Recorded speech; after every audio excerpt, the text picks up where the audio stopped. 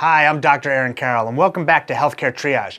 We're going to be doing this show every week now, so make sure you subscribe right down there. In the first episode, we talked a lot about Obamacare and how people without insurance were going to try to start getting it. But that led to a lot of questions about insurance in general. Yeah, exactly. When am I going to stop having to pay for my insurance? You're still going to have to pay for your insurance. Obamacare is about access. Now, Aaron, this was supposed to be a big government giveaway to friends of Obama. I am friends with Obama. I don't understand what went wrong. Nothing went wrong. Let's start this week with the basics of health insurance. How does it work? How much is it going to cost? We're going to answer that and more in this episode of Healthcare Triage.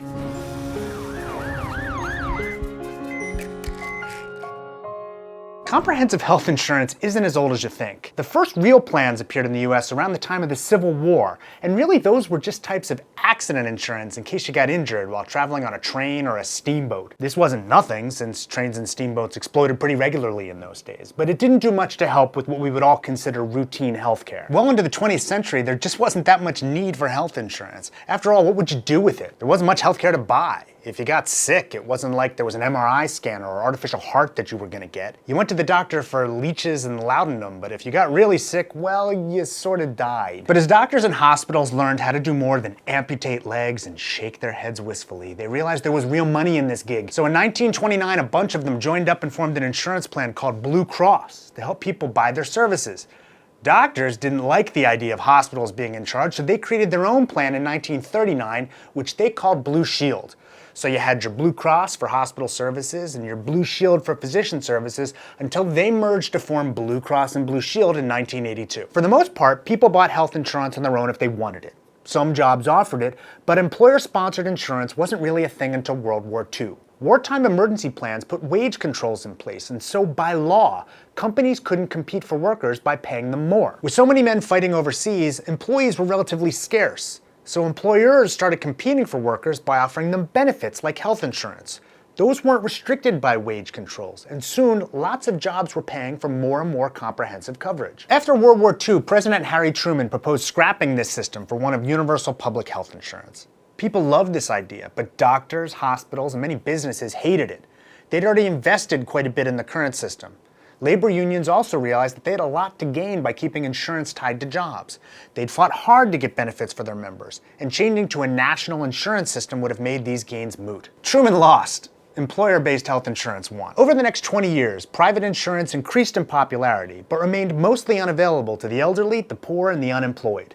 No one wanted to cover seniors, because they get sick a lot and cost a ton of money. But this meant that more and more people were faced with the difficult decision of going broke or letting their parents die. This was intolerable to many Americans, because all of them expected to be old one day, and they had no interest being stuck in this dilemma. After years of fighting, President Johnson signed Medicare and Medicaid into law to cover the elderly and the poor. And today, government programs cover about 1/3 of Americans.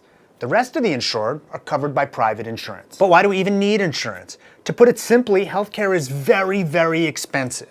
My oldest son had to go to the emergency department about a month ago. He received just an ultrasound and a doctor read it. Turns out he was fine, and he just needed an antibiotic. The cost of that visit, $6,000. And that's cheap compared to really big things like a hospital stay. Last year we spent something like $2.7 trillion on healthcare.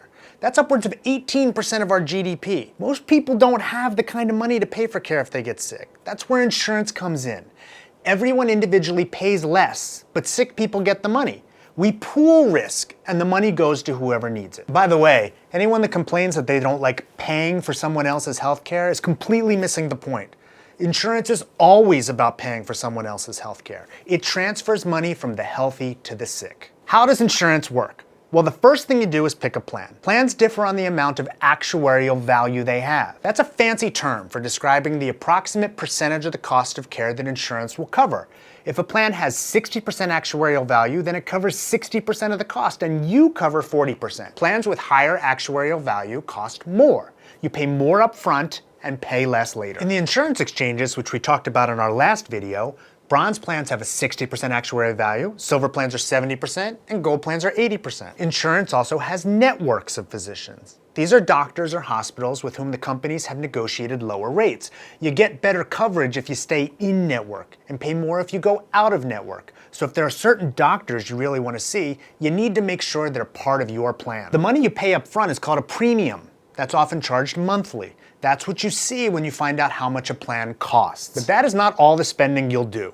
Pretty much every plan comes with a deductible. This is an amount of money that you're responsible for paying even after the premiums before insurance coverage kicks in. The reason plans use this is that they think correctly that you're less likely to spend your money than their money. It prevents you from going out and getting a ton of care that you might not need. More expensive plans, which have more upfront money, usually have lower deductibles.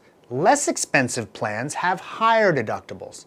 Not all care is subject to the deductible. For instance, most preventive care is fully paid for by your insurance right away. Even after you spend the deductible, you're not done. Most plans come with copays. These are set fees that you have to pay each time you access the healthcare system. They may be $20 for a doctor's visit or $100 for an emergency department visit. And it gets better. There's also coinsurance. It's the amount that you yourself have to pay for care above what your insurance pays. And then you have to give them a firstborn child, 2 wishes, and an ounce of ground unicorn horn. Just kidding, it's actually only 1 wish. Okay, I'm kidding about the whole thing. It's just the coinsurance is real. It's not all bad. Plans now come with an annual out-of-pocket maximum. For a family, it's at most $12,700, and for an individual, it's $6,350. So after you've paid that amount in deductibles, copays, and coinsurance, you're done. It's all on the insurance after that.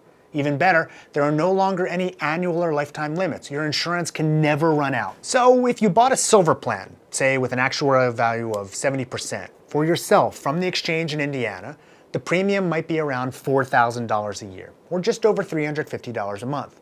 Let's say it has a $1,500 deductible, $20 in copays for doctor visits, and 15% coinsurance. When the year starts, even with the insurance, you'd be paying for almost everything, until you spent the $1,500.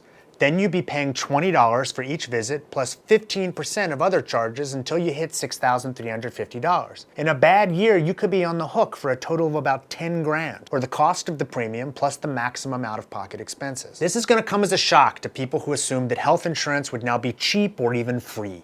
But you have to look at what might have happened without it. What if it had been you who had to go to the emergency department a month ago? Instead of costing you $6,000, under this plan you would have been responsible for a $350 copay and a $900 coinsurance payment. That $1,250 is much less than $6,000. And this could happen a couple times a year. Or you could get really sick. Or you could have a kid. The average price for having a baby in the United States is $30,000. If you have a cesarean section, it's $50,000. People with insurance are way, way, way better off than those without it. So do your research. Figure out what you're willing to pay up front in premiums, but don't forget that networks, deductibles, copays, and coinsurance matter too. Figure out if you'd rather pay more up front or gamble that you won't need to and pay more later, but make an informed decision. Now you know, and knowing is half the battle. I always wanted to say that. Go Joe!